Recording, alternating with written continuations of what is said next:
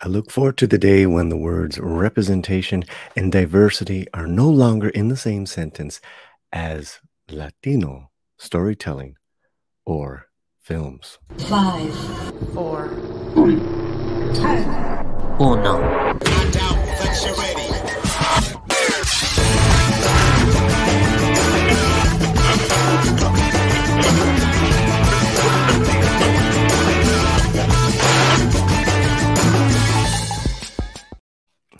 Paulie back here on the Latino Slant, your leading source on Latino entertainment, music, movies, and pop culture. And the zeitgeist is strong with the Black Panther. And now Wakanda Forever, Black Panther 2 is looking to be the same as far as capturing the hearts and minds of many of its fans from a few years back. Now, what a strange opening that I just did. Well, I'm going to explain myself. And so, what we're going to do is we're going to read a portion, 4 paragraphs only from the Empire magazine that just came out on book stands. I ordered my copy and got it pretty swiftly. And here is the 2-page opening spread of the story, Rising Up.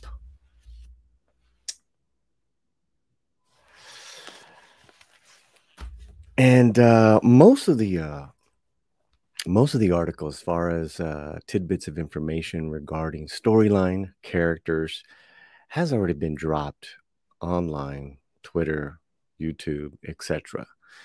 And the other part of this article is really heavy based on the grieving and mourning of Chadwick Boseman and how many of those creative people, Ryan Coogler and returning cast, turn that mourning energy into their performances, how they were able to just pull it off, and all hats to them. And whenever you're mourning, it's always a very vulnerable and special time for that individual and group of people. And the article expresses that pretty well. Now, let me bring up the book. Let me bring up the cover here. As I was telling you about that Wakanda Forever Black Panther, you have Angela Bassett, Leticia Wright, and Tenoch Huerta in their roles, and we've seen this image here by now. So, as of October 5th, we've gotten now a full teaser, a full trailer. Tickets are on sale. The hype machine is real. The hype machine is also real when it comes to the Latino contingency in the storyline of this. So there's 2 parts. There's the actual storyline and subplot that's going to be involved in Wakanda Forever, and then the media representation of the Latino presence in this particular movie. And the latter I just find revolting. It is something now that I am seeing over and over again, no matter what and this is not exclusive to Wakanda Forever. This is now it's now part of the PR handbook in Hollywood when it comes to anything that has a Latino contingency. There has to be that. There's 3 words. Diversity. Well, excuse me. There's 4 now. Diversity, inclusion, representation, and spaces. Holding space. That's part of that vocabulary. And that's always first. Soon to follow will be representation of Latina women. And then rarely, if any, it talks about the Latino male.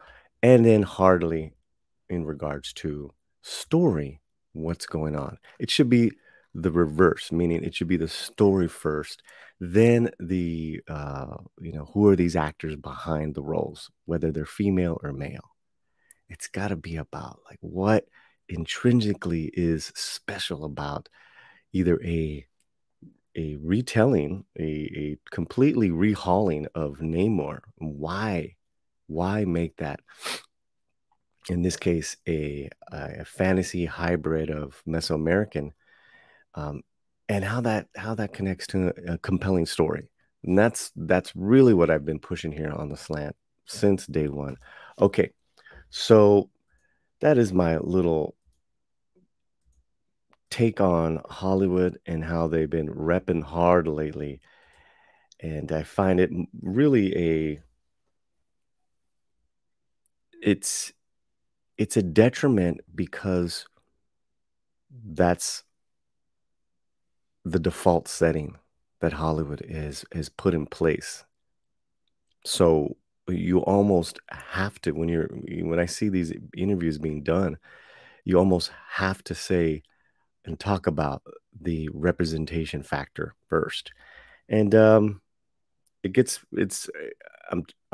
I for myself, I'm not speaking for any other person, am pretty tired of it. But now let's go to those 4 to 5 paragraphs I was telling you about. This is the last page of the story, and there's a sidebar right there, the ages in Namor, which it looks pretty cool. I don't know if comic book purists will be feeling that, but that's a whole nother argument. Let's go to there we go. There, I found it.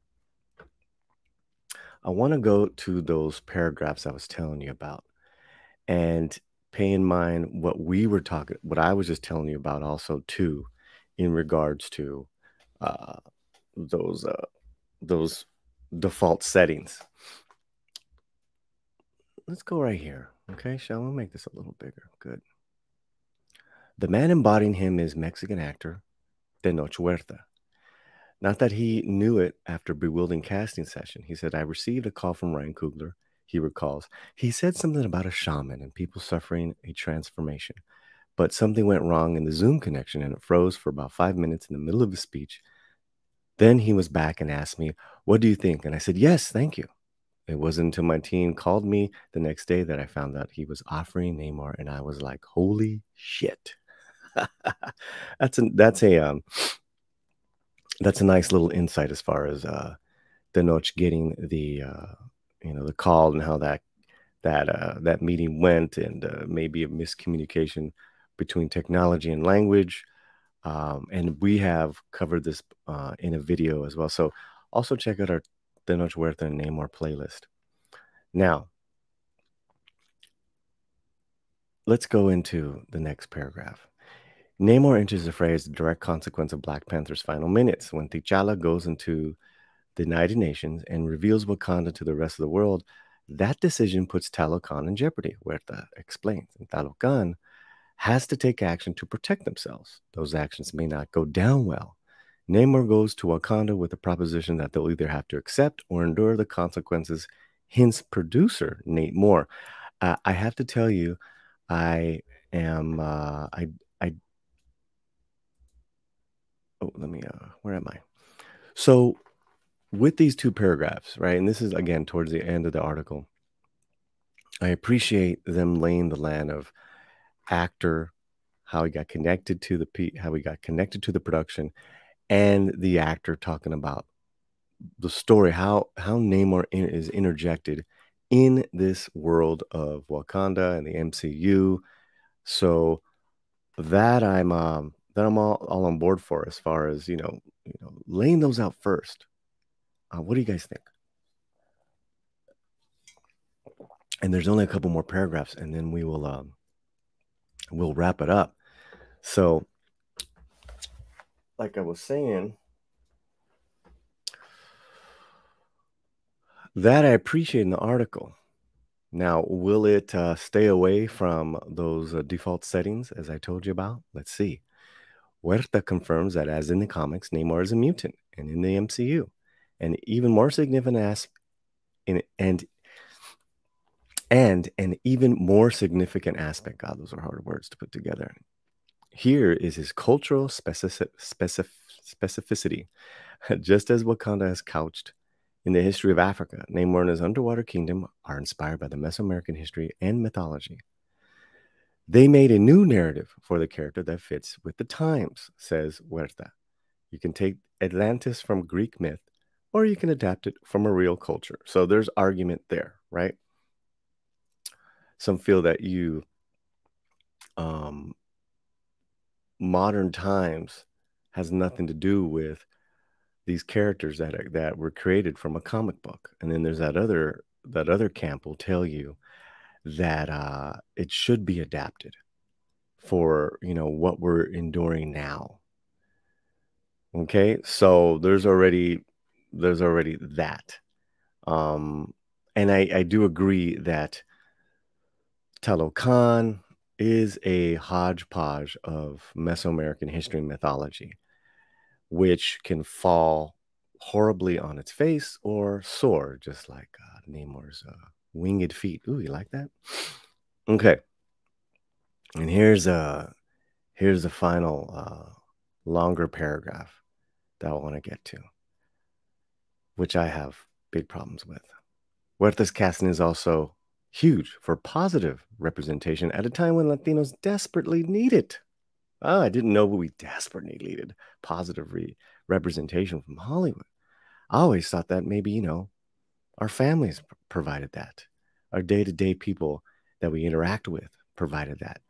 Teachers, mentors in our day-to-day life. But okay, I'm going to go with it. In the same way that Black Panther globally felt pride in seeing themselves represented, ding, ding, ding, ding, ding, ding, ding, two representation words in those two sentences. So too are Mexicans and Latinos excited about seeing someone who looks like them on screen. Huerta, who is currently writing a book about racism in the Mexican film industry, does not take it for granted. Latin Americans are always the bad guys in the Hollywood movies, he says. And now we are the heroes or an anti-hero. In this instance, we are making something proud of in Hollywood. And there it lies.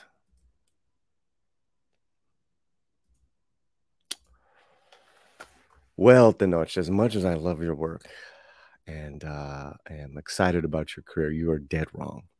Dead wrong. Dead wrong. Latinos aren't always the bad guys in Hollywood movies. Okay? I'm just going to go off the top of my head as far as, good guys who are Latinos, the top of my head. Okay? Growing up. Okay, just off the top of my head. Richie Valens, La Bamba. Selena. Mi Familia, that entire family. That's 3 movies right there. I don't know if you know about them. They are U.S. Latino films. So, you're talking about Hollywood. Now, in more modern times, real women have curves. Female positive role models in Hollywood films. So we aren't always represented as bad guys. Now let's go to you and your career, which I love so much. Recently, you made your fame, and Ryan Coogler noticed you in Narcos Mexico, where you play a drug dealer, in which you were just spectacular in the role. And in that television series that is really a standout, no one's a good guy, and yet we're compelled because the storytelling is just so amazing. So isn't that what storytelling should be about? Whether those people are good or bad, is that you're connecting with that audience. Then you were a co-lead in the movie The Forever Purge, where you were basically a hero, and your character's a Mexican immigrant. So I don't understand. I mean, even you have gotten to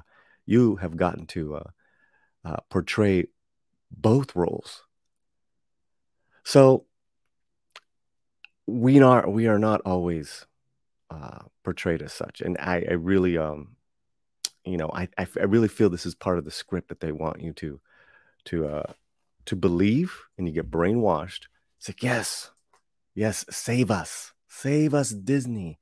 Now that I am a flying brown man, This has never happened before. Yeah. Listen, I'm going to wrap this up. I'm really excited. That being said, for your performance, I'm really, really hoping and praying that Kugler's vision is one that ascends, and the storytelling is just so compelling. But I don't like the media, the sound bites, and anything now that has to do with, and I never did, that has to do with representation matters. Representation doesn't mean squat if there is no compelling story. And that is my slant, and I'm gonna keep it fuerte. You guys be well. Let me know what you think. Hit me with your comments. Much love. Talk to you soon.